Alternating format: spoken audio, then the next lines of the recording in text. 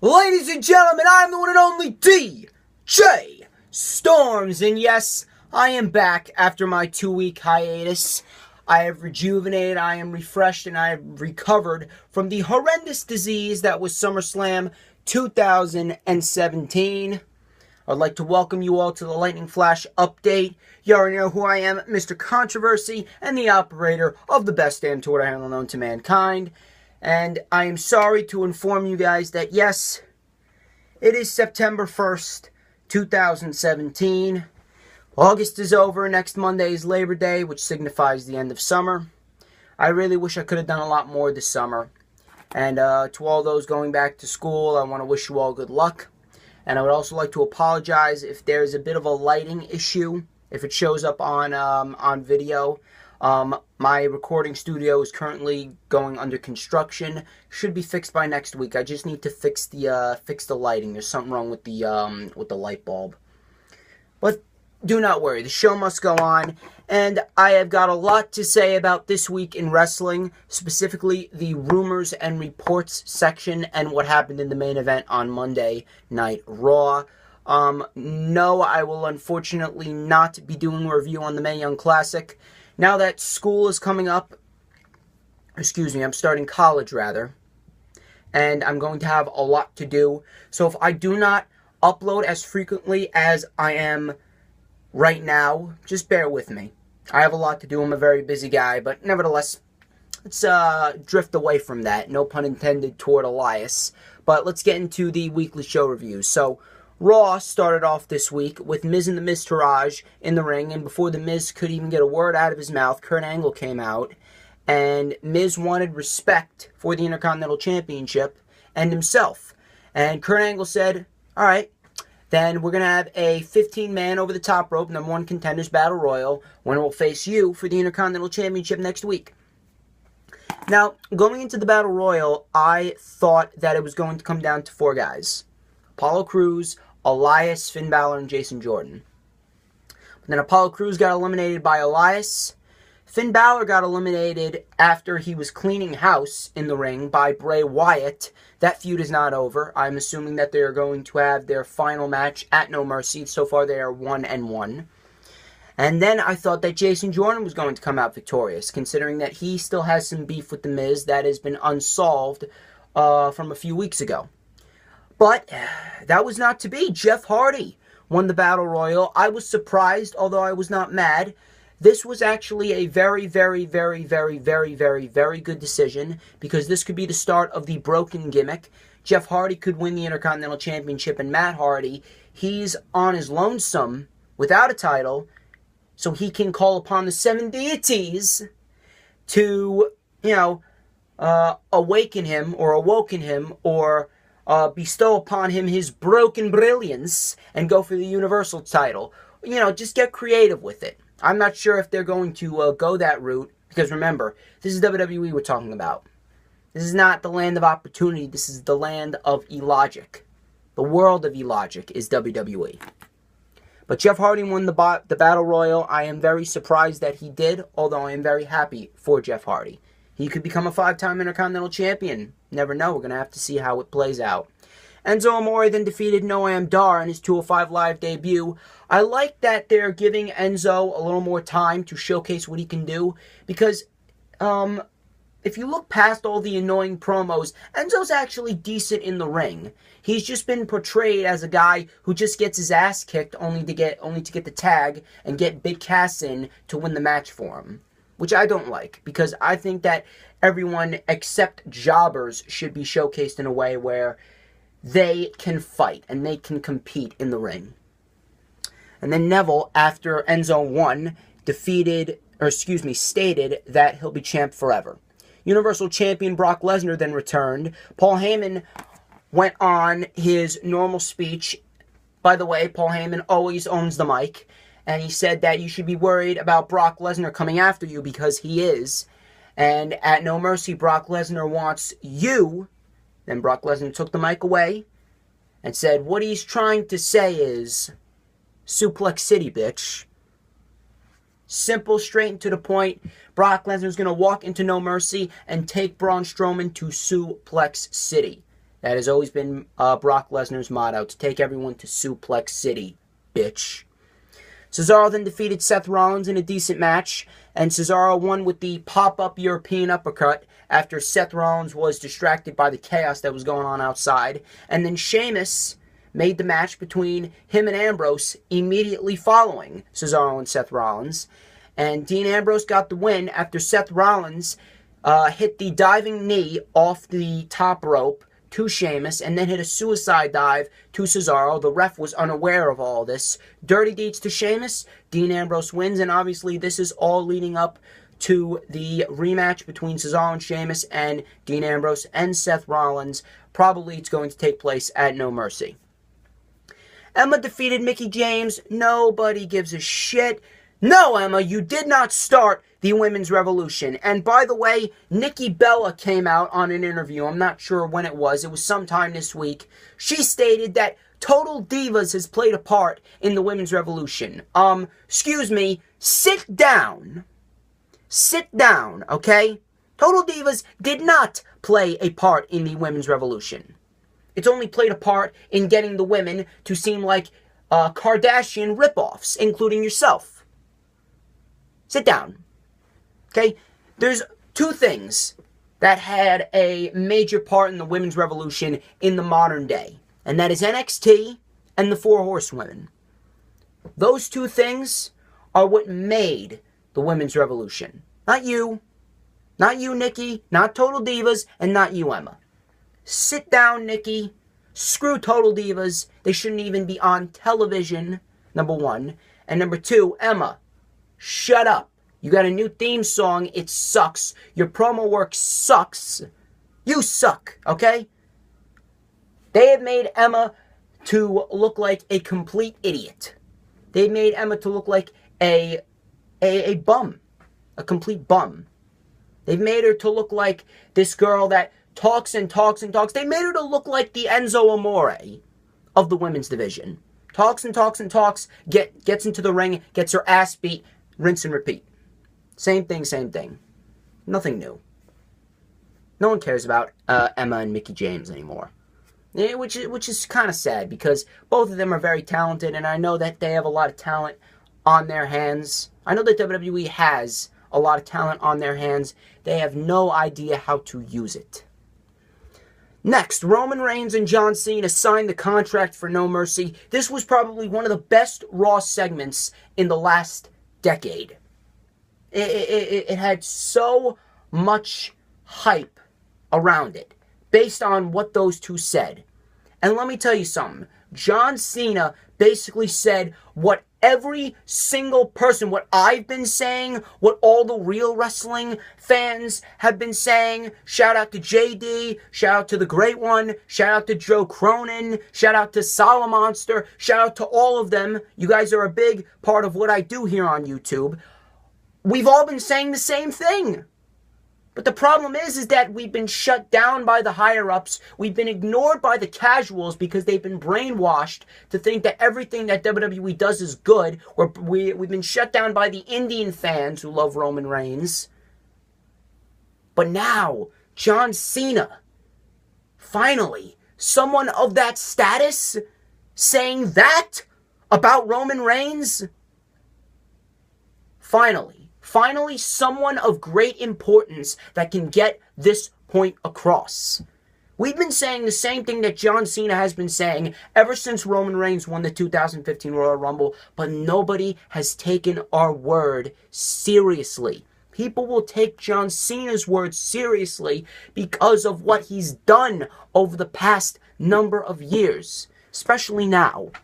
I really do respect John Cena.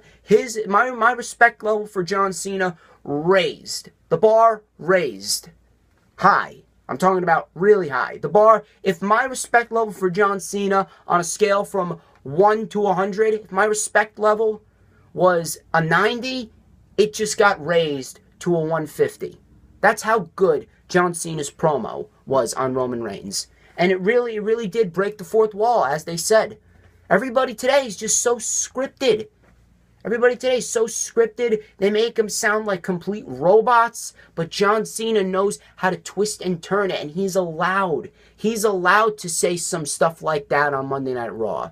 Because he's been around for so long. Why should those types of superstars, like the young and up-and-comers like Rollins and Cesaro, why Bobby Roode and other people like that, why do they got to be heavily scripted on the main roster? You see NXT? They don't sound heavily scripted. But then again, I don't want to get into another rant. That's what last video was for. But anyway, he talks about Roman Reigns being a corporately corrupted John Cena bootleg. Roman Reigns called John Cena a part-timing fake-ass bitch. Basically said that you're going to bury as much talent as you can with that burial shovel, but you can't bury me.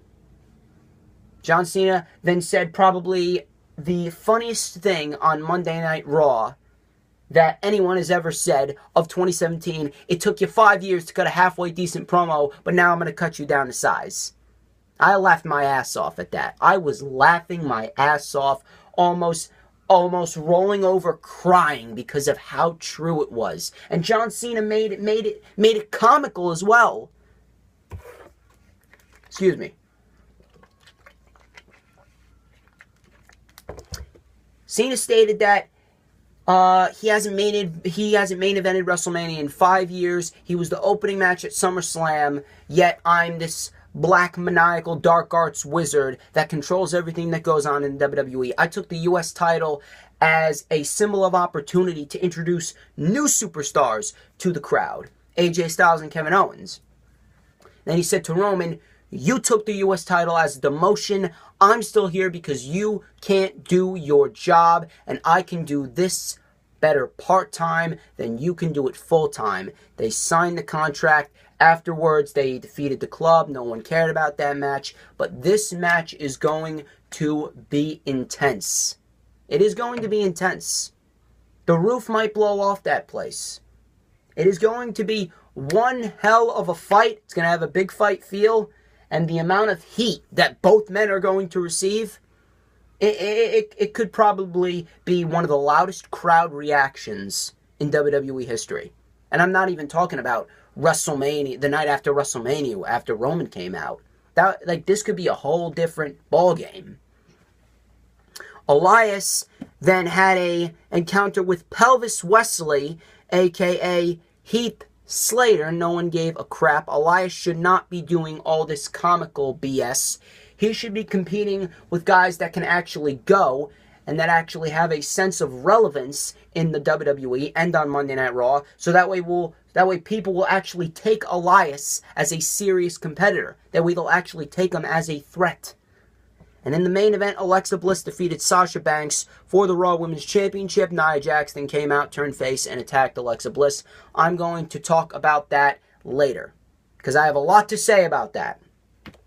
SmackDown Live, I did not like the way it started. The Singh brothers apologized to Jinder and were going to kiss his royal feet. And then Randy, Shinsuke, and Rusev all came out. This resulted in Rusev and Jinder dropping both Randy and Shinsuke before the tag team main event. Shelton Benjamin and Chad Gable then defeated the Ascension. I enjoyed that match. I'm very much looking forward to what Shelton Benjamin and Chad Gable can bring to the SmackDown Live tag team division. AJ Styles then defeated Ty Dillinger. Baron Corbin then attacked Ty Dillinger because before the match, Baron Corbin was interviewed backstage, basically stated that he was going to cash in on his opportunity to face AJ Styles for the United States Championship. Ty Dillinger, he beat him to the punch. Corbin attacked Dillinger, and thus the match ended in 2 minutes, which I was very disappointed about because I know that AJ Styles and Ty Dillinger could put on perhaps one of the greatest matches on SmackDown Live this year. But unfortunately, it ended in 2 minutes. Poor treatment of Ty Dillinger. We all know this is going to lead to AJ Styles versus Baron Corbin. And I'm not even sure if they're going to even give Baron Corbin the championship, because I believe he's still being punished for what he said about Meltzer and what he said to Mojo Rawley and all these other people. Next, Bobby Roode then defeated Mike Kanellis. Of course, the glorious entrance and all that. I am very much liking Bobby Roode as a face. I believe that he could be the next top-tier babyface on SmackDown Live. He could sure as hell be a babyface world champion.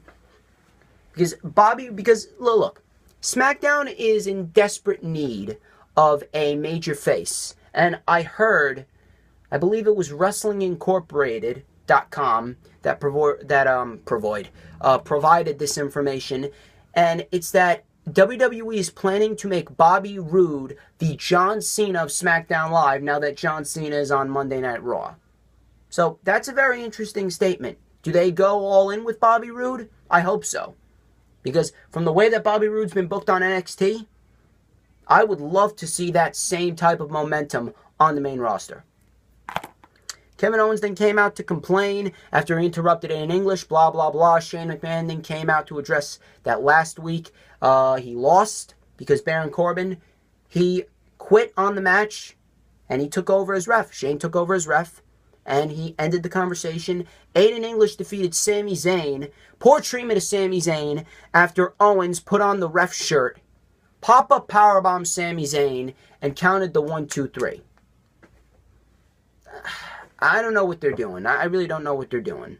Ziggler then mocked everyone again. Same thing. I'm going to come out with a motorcycle or an ATV like Stone Cold, playing a guitar all next week. That's like Ziggler's new gimmick now, next week. First it was, I am Dolph Ziggler. Hi, my name is Dolph Ziggler. Then it was, I am Perfection with Vicky Guerrero. Then it was the show off. Then it was Shawn Michaels ripoff. Now it's next week. What are they doing with Ziggler? What are you doing? Seriously. What are you doing? What happened to SmackDown Live, man? What happened? It used to be so good. Even a little bit after WrestleMania, it was still good. After Backlash on May 21st, show's been on a decline. What's with all this filler? SmackDown Live never had filler. Back during late 2016 into early 2017, everything on SmackDown Live was worth watching. Now it's like you gotta take a pee break for half of the show because only an hour of the show was worth watching. AJ Styles US Open Challenge, the main event, and Bobby Roode. That was it. That's it. And the Usos defeated the New Day to choose a stipulation for their match. I don't even know what stipulation is going to be because New Day should have never lost the titles to begin with. I'm going to get into that as well. Tamina then defeated Jobber. Who cares? I'm not even going to go over that. That gimmick is terrible. The Fashion Files then took place. Season 2. This has been the best promo on SmackDown Live. This has been the best part of SmackDown Live ever since Money in the Bank. Fashion Files have been the best part of SmackDown Live since Money in the Bank. Other than that, nothing on SmackDown Live has even been close to caring as much as the Fashion Files. And there was a to be or not to be. Not sure what this means, but I heard that WWE still plans to reveal the attackers of Breezango. That was reported by Mr. Slice Wrestling. Shout out to him. Go follow him at Slice Wrestling. And he is going to play a big part in the news, rumors, and reports section of this video, which I will get to later. Now we get to 205 Live, and like I've been stating for the past 2 months, 205 Live has been made to look leagues better than SmackDown Live. Why don't you cut SmackDown Live to an hour and make 205 Live the 2-hour show on Tuesdays? I thought it was a very good show. 205 Live started off with Brian Kendrick defeating Jack Gallagher in a no disqualification match. The match was brutal. The match was pretty brutal. Jack Gallagher and the Brian Kendrick, they were beating the shit out of each other. Jack Gallagher took Brian Kendrick, threw him into the crowd. He was hitting him with a kendo stick. He threw him through a barricade, threw him into the LED board on the stage, threw him off the stage. And then he gets back into the ringside area. He goes to take apart the announcer's table. Kendrick with the kendo stick and then repeatedly bashing Gallagher's head on the steel steps. Gallagher's busted open. Kendrick takes the ring bell, puts it in the ring, DDTs Gallagher on the ring bell, and then puts him in the captain's hook with the kendo stick, and the Brian Kendrick wins because Gallagher passed out from the pain. I enjoyed it. I enjoyed it a lot, and I'm hoping to see more of this going forward. I hope they have another match on 205 Live. Hopefully, this should elevate the status of either the Brian Kendrick or Jack Gallagher, possibly leading to a cruiserweight title match. Rich Swann then defeated Arya Daivari, and we already knew that was going to happen. But what happened after the match is the more important detail, and it's that TJP's knee is all better. TJP took the crutch out of Arya Daivari's hand because Arya Daivari was going to hit Rich Swann with the crutch. Arya Daivari then attacked TJP, and then TJP got in the ring and took care of business with Arya Daivari, and he revealed that his knee's all better. So now we are going to get the rubber match, hopefully soon, because TJP and Rich Swann, they have put on some great matches. They put on some damn good matches the past 2 times. And I'm looking forward to seeing another great match between the two. Enzo Amore, Cedric Alexander, and Grand Metalik defeated Tony Nese, Drew Gulak, and Noam Dar. I thought it was a very fun match. Grand Metalik and Cedric Alexander work so well together as a team. I love both men. They are probably 2 of the hardest working cruiserweights that they have on 205 Live. Enzo Amore, he got to do a lot more moves than he's usually used to doing, like a downward spiral. He was able to do a high cross body, and we found out his new finisher, the Eat Defeat, is the Jadunzo, and he won with a roll-up, and his feet were on the ropes, using the scrappy, cheap tactics that Enzo loves to do, and I'm assuming that it's going to lead to a match between Enzo Amore and Tony Nese, probably next week or the week after on 205 Live. Now we get to NXT. NXT, I thought it was a very, very, very good show. Very good show this week. They are back in Full Sail. Drew McIntyre then came out and stated that he will be a fighting champion, called out all specific names like Bobby Fish, Kyle O'Reilly, and Adam Cole, baby. Roderick Strong then came out. He stepped up to McIntyre. McIntyre said, yes, this is what I want. Basically taking a shot at Adam Cole indirectly without actually saying his name. You stepped up to me like a damn man, but I hope you're ready to get knocked down like a man. So I would love to see that. I'm actually very interested to see where this leads, because remember, you got a lot of elements in the NXT Championship picture. You got Adam Cole, Roderick Strong, Bobby Roode, Drew McIntyre. Where is this all leading to? And I'm going to make my prediction at the end of the NXT review. Peyton Royce then defeated Ruby Riott after Billie Kay pulled Ruby Riott out while the ref was distracted and gave her a big boot right to the face. And then Peyton Royce with the Fisherman Suplex with a bridge. I'm assuming that this feud is not over. Ruby Riott is probably going to get a partner, and they're ultimately going to end up defeating Billie Kay and Peyton Royce in the near future. Sanity, at the beginning of the show, I believe, I was doing like multiple things at once. I just came back because I needed to go out and buy some new light bulbs for the reconstruction of the studio and all that. So I'm not sure. I believe it was in the beginning that Sanity was attacked by Red Dragon and Adam Cole.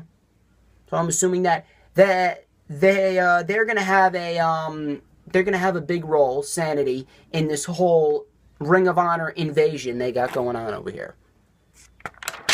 Because remember, Bobby Fish and Kyle O'Reilly did attack Sanity and the Authors of Pain before Adam Cole even came out in NXT TakeOver Brooklyn. Cassius Ohno then went into William Regal's office and stated that, he wants a match with Hideo Itami. He is all ready to go. And then he said, I want a no disqualification next week. And he got it. He got it. It is going to be Cassius Ohno versus Hideo Itami in a no disqualification match next week. Also, William Regal stated to Lars Sullivan at another point in the show that, you beat up 3 tag team partners, you attack No Way Jose, you're in a 3-on-1 handicap match next week. And also next week, we got a rematch from 2 months ago. Not completely sure. It was probably 2 months ago. And it is Cesar Bononi versus Andrade Cien Almas next week. Heavy Machinery then defeated some jobbers. And I will say this about the NXT Tag Team Division. They've done a good job rejuvenating the Tag Team Division. Obviously, you got Sanity as the champs now. You got Red Dragon. You got Heavy Machinery. You got the Street Profits. TM61 should be coming back. Very, very soon. You got Tino Sabatelli and Riddick Moss, who I believe could be a great cocky heel tag team if you showcase them a little bit more. So tag team division is slowly rejuvenating in NXT, slowly but surely. And then in the main event, Bobby Roode lost. I almost said defeated. He lost to Roderick Strong in a great match. There was one point in this match where Bobby Roode hit the glorious DDT, and Roderick Strong did the same thing that Bobby Roode did back in their NXT Championship match. He put his foot on the rope. And the match ended with two end of heartaches to Bobby Roode, which, by the way, I love that finisher. I think that finisher is fantastic. It looks brutal. And Roderick Strong, like the storytelling in that match was fantastic. How Roderick Strong just wanted to beat down Bobby Roode, beat him down, and get his revenge on him for disrespecting his family right in front of him. And it was a great match, and I'm telling you, the best way for Bobby Roode to go out is a triple threat match. Bobby Roode, Roderick Strong, and Drew McIntyre. Triple threat match, NXT TakeOver Houston. Bobby Roode still has his rematch. Roderick Strong, he stepped up to McIntyre and he defeated Bobby Roode. So they both have cases where they should be vying for the NXT title. Drew McIntyre's in there, he's the champ. Boom. Triple threat. And then Adam Cole, he can win the NXT title at NXT TakeOver Philly. I think that's the best way to go about it. Speaking of Adam Cole, then Adam Cole, Bobby Fish, and Kyle O'Reilly attacked after the match. After McIntyre came out, he pointed to the championship, pointed to Roderick Strong, and then the Ring of Honor stable came out, attacked McIntyre. Adam Cole DDT'd McIntyre out on the steel, and they ran off into the night. They ran out of the building and ran off into the night. So, I'm not sure if you guys noticed this, but this is almost reminiscent of the Nexus. You guys remember them? Remember them? When they lost to Super Cena at SummerSlam? But except there is no Super Cena in NXT. There's going to be no burying in NXT. So this could be, these guys could be what the Nexus was supposed to be if they keep on doing this. Overall, great episode of NXT. Now it's time for the news, rumors, and reports. As reported by Wrestling Inc., a number of matches, including John Cena versus AJ Styles, Kevin Owens versus Shane McMahon, and Naomi versus Charlotte, which were matches all scheduled for SummerSlam, might I add, were changed during Battleground weekend. This was obviously made by the old man himself, changed his mind like that during Battleground weekend, and he switched all these SummerSlam plans around. And I believe these plans came out last week, and you guys already know why I didn't reveal these plans last week. Cage side seats Ryan Satan, or I can't really pronounce his last name, Satin. I don't know. I'm bad with names. I apologize. If Ryan Satin, if you're watching this, please, I apologize, man. But he stated that Luke Harper and Erick Rowan were on the verge of being repackaged on SmackDown Live. WWE officials want to give them both new gimmicks that distance themselves from Bray Wyatt and the whole Wyatt family concept. Also, the officials on SmackDown Live do, in fact, plan on reuniting them as a team. This would be a very good addition to the SmackDown Live tag team division. This week, Samoa Joe and Xavier Woods both suffered injuries at a live event, and this was reported by multiple sources, Wrestling Inc. to name one. Samoa Joe is being rumored to be out 4 to 8 weeks, which is not too bad. He will not miss Survivor Series or TLC. And as far as Xavier Woods go, the report on Xavier Woods was that it is not, in fact, that bad. He was on SmackDown this week. He is able to walk, so he should not spend too much time out of the ring. It could be a quick, easy recovery for Xavier Woods. We had Sports Skeeta. They reported that Shinsuke Nakamura versus Jinder Mahal for the WWE Championship inside of Hell in a Cell will be the main event of Hell in a Cell on October 8th, 2017. Kevin Owens versus Shane McMahon inside Hell in a Cell is also being discussed for that pay-per-view. Multiple sources, including What Culture, reported that the Hall of Fame class of 2018 next year will be headlined by Batista, which is very shocking because I thought that Undertaker would be the one doing it since he retired at WrestleMania 33. Maybe not. Maybe Undertaker comes back, although I don't agree with it. Slice Wrestling reported that Vince McMahon wants Cena to elevate Roman Reigns to a higher level on Monday Night Raw, like Roman Reigns isn't already at a high level. God, you've pushed the guy to the moon, Vince McMahon. But WWE did the shoot segment on Roman Reigns to see how Reigns would hang with Cena. He failed miserably as he was buried on the microphone by John Cena himself. And just got to make sure I didn't miss anything. I did not. Finally, this is the reason why you clicked on the thumbnail. Excuse me, I dropped my pen. WWE is planning on changing champions more frequently now as a way to draw more ratings and excitement to the product. This has to be the most pathetic attempt at ratings I have ever heard of. And I'm going to explain why.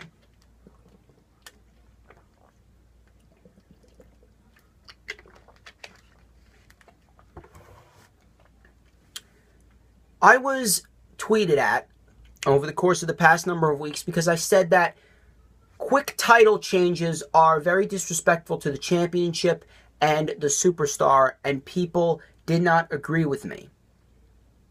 And I was trying to process what would drive these people to say that, other than the fact that it's very unpredictable.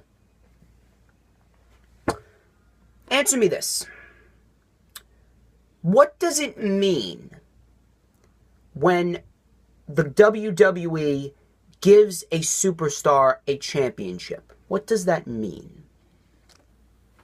That means that the WWE has put their faith in that said superstar, no matter who he or she may be, to represent that championship to their fullest, have a long, lengthy run with it, and really showcase what they can do for the championship and for themselves, which could possibly lead to more championship reigns with different championships in the future.